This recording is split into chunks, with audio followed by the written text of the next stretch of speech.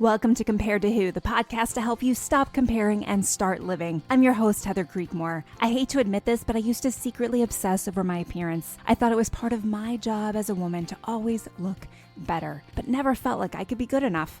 Maybe you can relate. God, in His grace, showed me a way out, and I want to give you all the tools you need to break free too. If you've ever spent too much time stressing over your looks, I get it. I hope you'll keep listening and find the same freedom I have. Here are 3 other things you should know about me. I'm a minivan driving mom of 4. I'm author of the book Compared to Who and the Burden of Better. I'm a blogger at comparedtowho.me, and you just may have seen my epic bake fail on Netflix. If you've ever struggled with comparison or body image issues, Compared to Who is the show for you. I hope you enjoyed today's episode, and hey, tell a friend about it.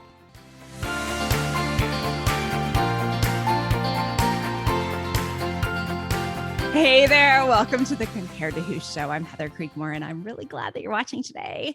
And hey there, listeners, I'm glad you are here. We are continuing our series talking to registered dietitians about food issues. And guess what? You guys are loving this, which tells me that, like me, food issues are a big deal for you. So I am so glad you're here. Today, my guest is Brooke Fredrickson. Let me tell you just a little bit about Brooke. Brooke's a registered dietitian and Bible-believing Christian. She uses a non-diet, weight-neutral approach to help others heal their relationship with food and their bodies. She's co-host of the Eat with Grace podcast, and she runs a private practice in North Dakota. She loves to be outdoors, eat delicious food, and spend time with her husband and 2 kids. Brooke, welcome to the show today. Thank you so much for having me. So I'm delighted that you were able to be on. Would you tell us a little bit more of your story? Most of the people I talk to who are in this field have some sort of personal experience with eating disorder, food struggles, all those things. So will you tell us your story, Brooke? Yeah. How much time do you want to give me on this? I was raised in a Christian home and had a very normal, I would say, relationship with food. Where everything started was when I was around age 11, noticed my mom dieting and going on diets with her friends or talking about diets. Like, it was never really front and center, but it was something that I definitely picked up on.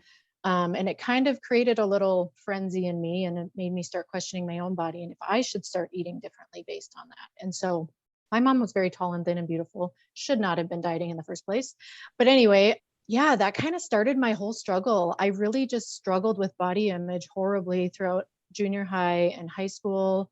I did a lot of over-exercising. I did a lot of restricting, which also resulted in some, binging here and there too. I never had a full-blown eating disorder. I would say I'd never met that criteria. I never really lost weight doing what I did.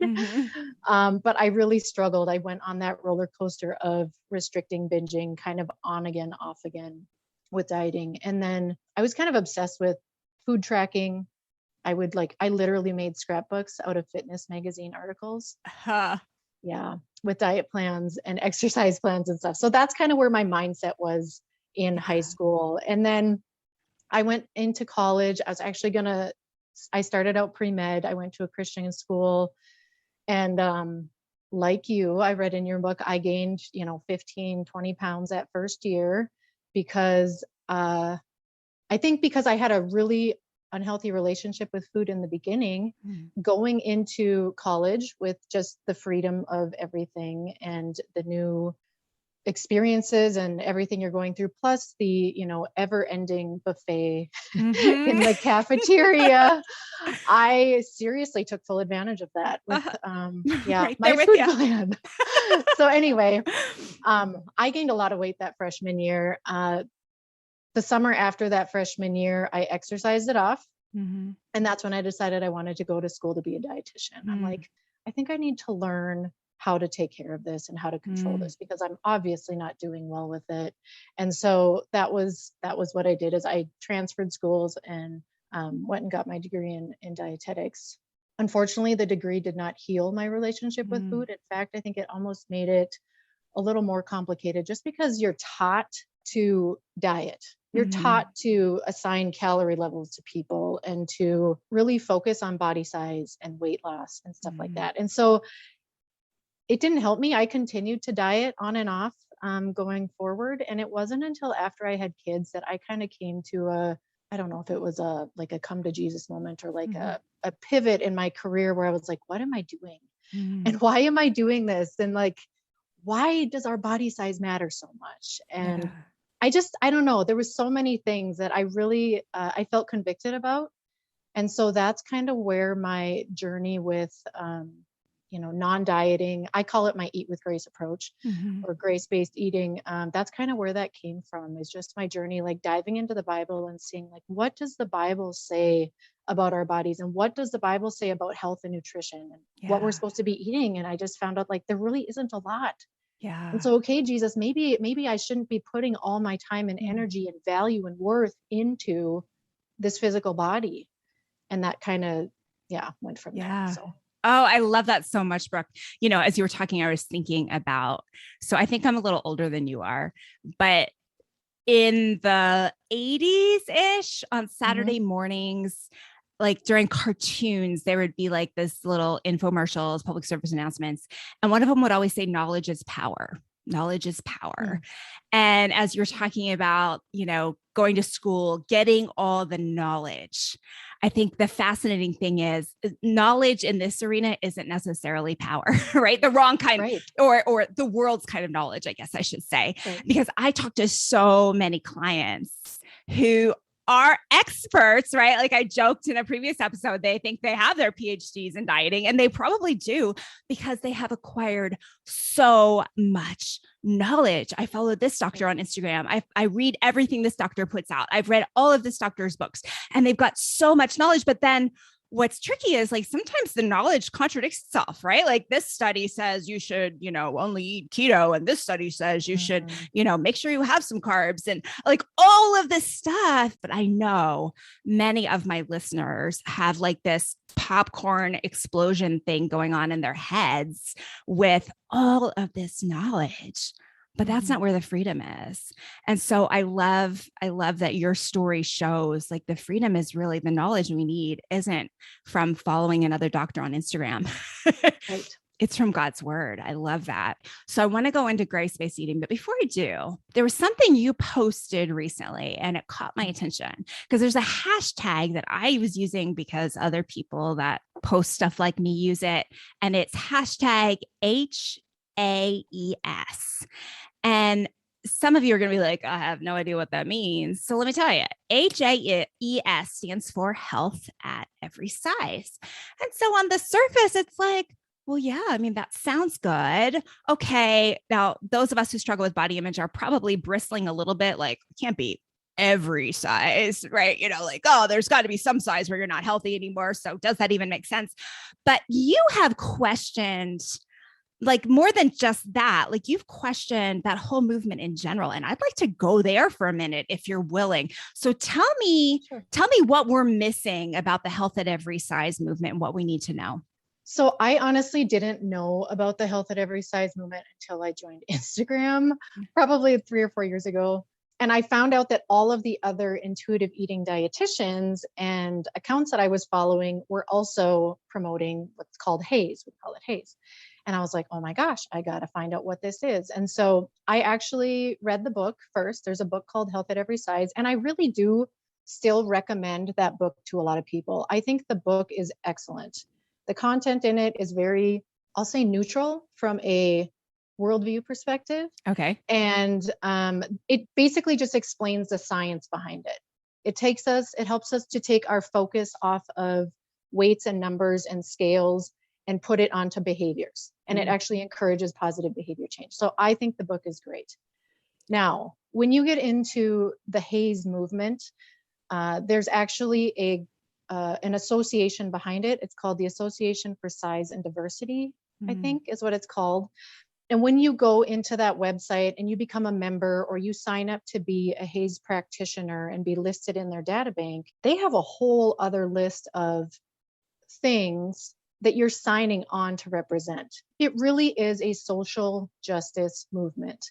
And they use a lot of very postmodern, very feminist, what I would consider anti-Christian language. And so when I found this out, I was like, oh my gosh, there's no way that I can be putting HAES next to my name or even using that hashtag. Like Mhm. I too was so convicted. I'm like, I don't want to direct people to this organization and to this group of people because it goes against everything that I stand for when it comes to, Yeah. like how my worldview is. And so I wrote a blog post on that and I was really hesitant to do it. Really felt like I needed to. And I needed to tell people who were my followers that I'm not part of that HAES group, that yes, I Mhm. believe in the science of it, but I cannot be part of that group or identify as that because of those reasons. And I did. Yeah. I got a lot of really good feedback, actually. I was expecting more people accusing me of things, but I got a lot of good feedback from Yeah. other Christians that were like, no, I agree. Thank you for posting that. So Yeah. Well, so when I read that blog post, it made me think of why I've taken such a stand against body positivity. And probably this, maybe a decade ago, I remember writing, it was probably at least 9 years ago, I wrote why I wasn't for body positivity. And I got some feedback like, like as a Christian, shouldn't we be the most positive people about our bodies? Like, how can you are you for body negativity? Is that what you're for? And it was like, well, no, but you have to see what's under the surface here. And I mean, 10 years ago, things look different than today, right? But what I saw in the body positivity movement was a push not towards this nicey nice, like we want to be accepting of all women who look all different ways. That was the surface that, maybe the untrained eye might see, I guess you'd say. But underneath that, what I saw was basically this big truck paving the road for us to go to the place where I'd say we're at today, where if you're not comfortable in your body with your gender, you just change your gender. And, and transgender is good because we're body positive.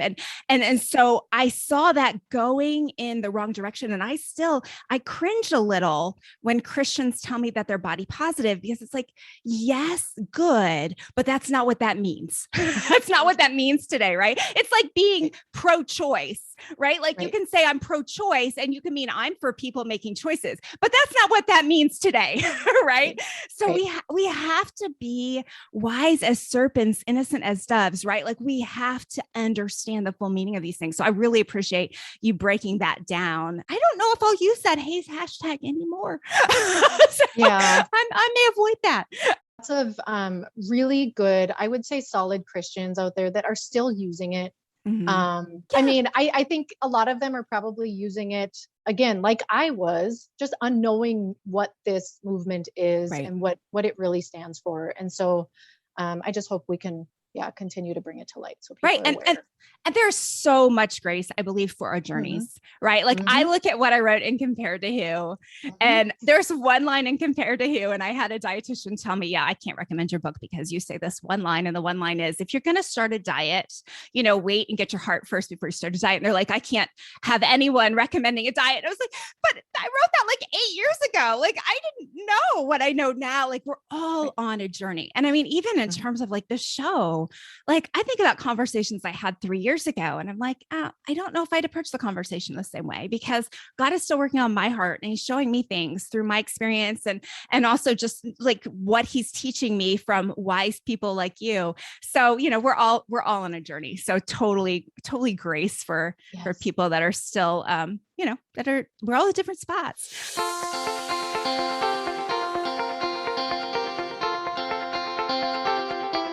Are you tired of comparing yourself to others? It's time to break free, my friend. Check out comparedtowho.me online and you'll find a ton of great resources, blog posts, videos, and so much more to help you stop comparing and start living. And make sure you sign up for my exclusive email list while you're there. I send my email friends things I don't send anyone else.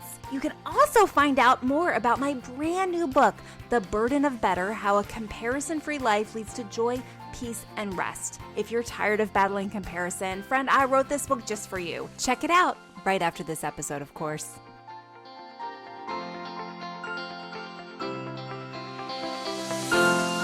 Grace-based eating.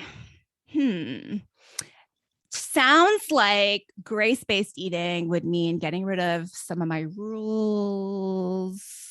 What can you tell me about this grace-based eating approach? Yeah. So the verse in the Bible that I actually base my Eat with Grace philosophy on is Hebrews 13:9. And it says that we should find our strength from God and not from rules about food. Now, this is specifically talking about, Jewish food rules and stuff like that. But it really resonated with me because, again, like, I don't think our eating needs to be black and white. It's not a moral Mm, issue. It's not a yeah. sin issue. It's not a good or bad issue. And God gives us grace in every area of our life. And why can't we apply grace to our eating? I often say that grace is the gray area between black and white when we think about food. And that is just allowing us to be imperfect. I know Mm, I consider myself a recovered perfectionist. yeah. I grew up with a very perfectionistic attitude that thankfully I no longer have. But I had very black and white thinking around food. I assigned labels to food as far as good and bad. I would literally write down all the food I ate in a day. And at the end of the day, in my food journal, I would write good or bad and I would circle Wow. it. I mean, that's how black and Yeah. white I saw my eating. Yeah.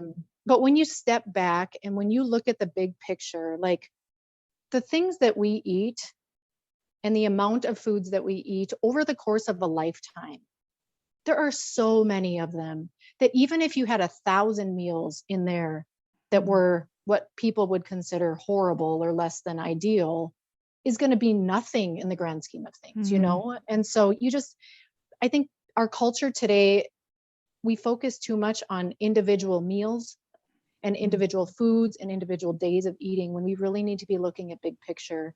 And when you incorporate what you would consider, junk food or play food or unhealthy food into that, as long as it's not the majority, it's really not going to matter. It's not going to make a big difference in your health. It's Yeah. not going to make a big difference in your weight. And so that's kind of how I Yeah. apply all of that. Ooh, so that sounds hard. So how do we, I mean, because I feel like those of us that have come out of years of dieting or years of restricting, if we could take a big picture, we probably wouldn't be dieting, right? Because like all the big picture data shows us that if you diet, you're probably going to gain it right back Right. again, right? Like that Right. long-term dieting doesn't work. But it is so hard not to be focused on those instant results. It's so hard not to be focused on what did I do today? What can I control today? So I mean, I don't know, maybe this is a really big question to answer in a short podcast, but is there a first step to taking a broader look at how we eat over a lifetime? Is there a way I can start that process? Something I can think about or do or remind myself of? Well, I think there's a couple things. I think first and foremost, I think we should always remove weight Hmm. from our eating. Okay. And How do I do how do I that? mean that? Yeah. Right. So when I say that when I approach things from a weight neutral approach, I always focus on people's behaviors. So I want to know what they're eating, when they're eating, why they're eating. I want to know all those things. Weight is just an outcome of what we do. Weight is not like this independent thing that we have control over, right? Because there's all these different body processes and there's so many different aspects that affect our weight. And food is just one of those things.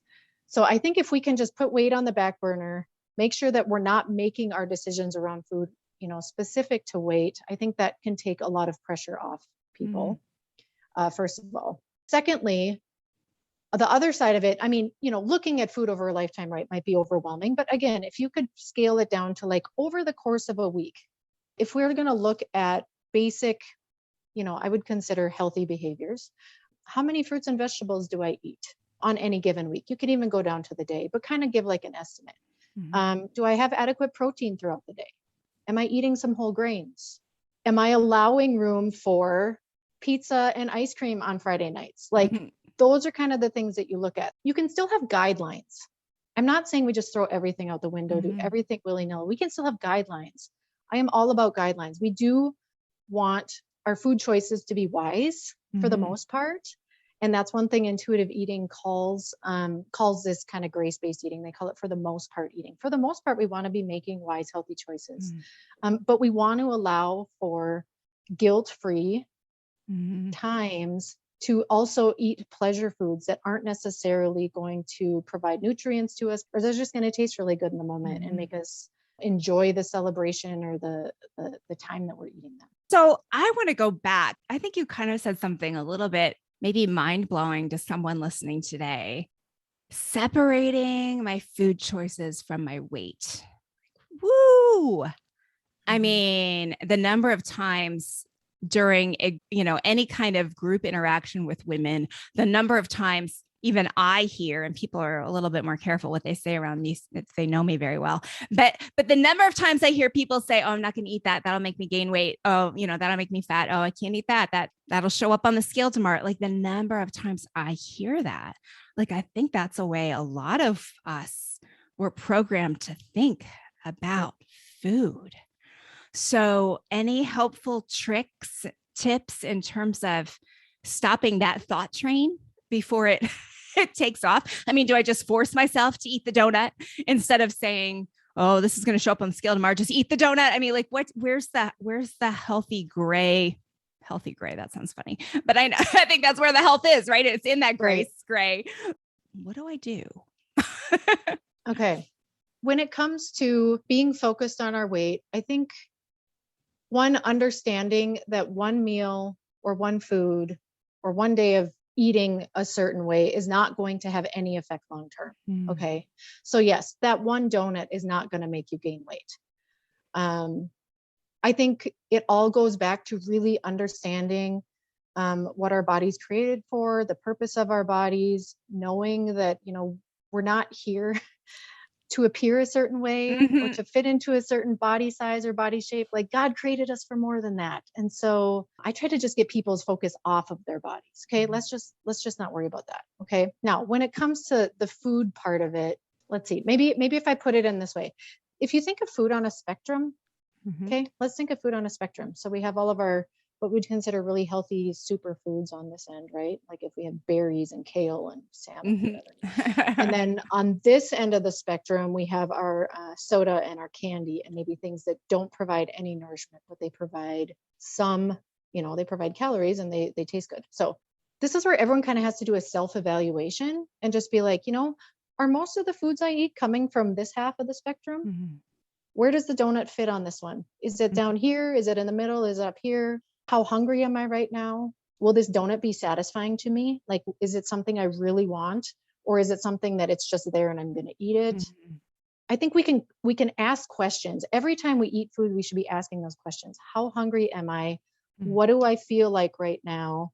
Does that fit into like an overall healthy eating plan? Like if I ate donuts for the last 3 meals, probably having donuts for this one would be too much. Maybe that's where we need to stop and reassess. Yeah. But it's like, if you eat a donut once a week or once a month, big deal. Right. Big deal. We need to look at our overall eating pattern. Am I eating balanced diets most of the time, the rest of the time? And it's all going to figure out, and your weight's going to fall when you get to that point of normal eating where you're not worrying about everything you put into your mouth.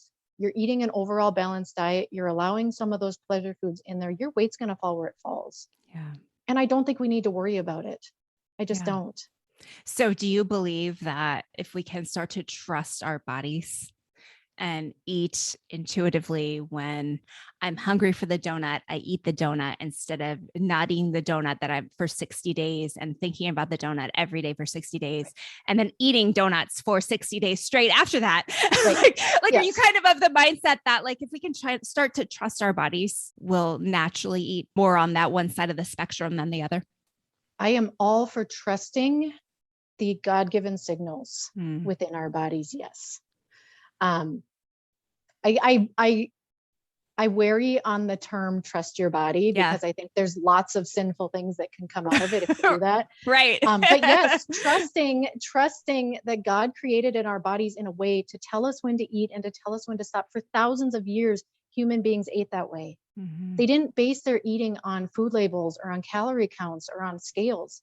Right. They ate when they were hungry. They stopped when they were full. They ate what were full. They ate what was available. Yeah. And I think if we can just get back to the basics of that and try to get rid of all this excess noise out there in the culture, I think we would all be just in such a better place. And that's where that peace, or that freedom from food and eating is going to come from, because we don't have all of that external, culture telling us everything we should and shouldn't be doing.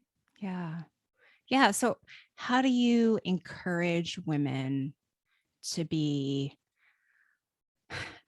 I want to say part of the solution, and but I feel like that's too abrupt. But I feel like so many times we get dragged into the groupthink of ordering dessert is bad. So I'm at a luncheon with a group of women, and everyone orders the salad, no dressing, right? And you're the one that's like, oh, what do I do now?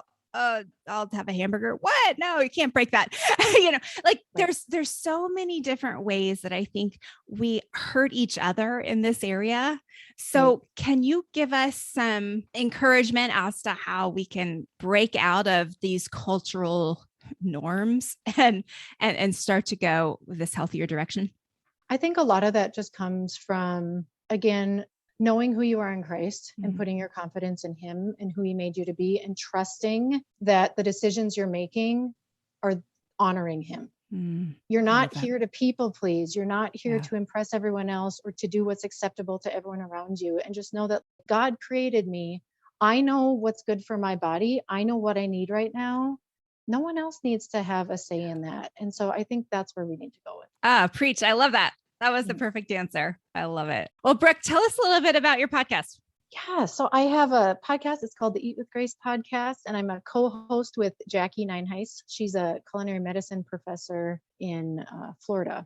We just talk about food and nutrition from a biblical perspective. We talk a lot about body image. We talk about intuitive eating, and we talk about food, try to apply it to some kind of biblical principles in some way. Sometimes food doesn't tie to the Bible in any way, and that's okay too. And so we make sure to put that out there. But yeah, we just talk about some of those countercultural topics that you were talking about as well.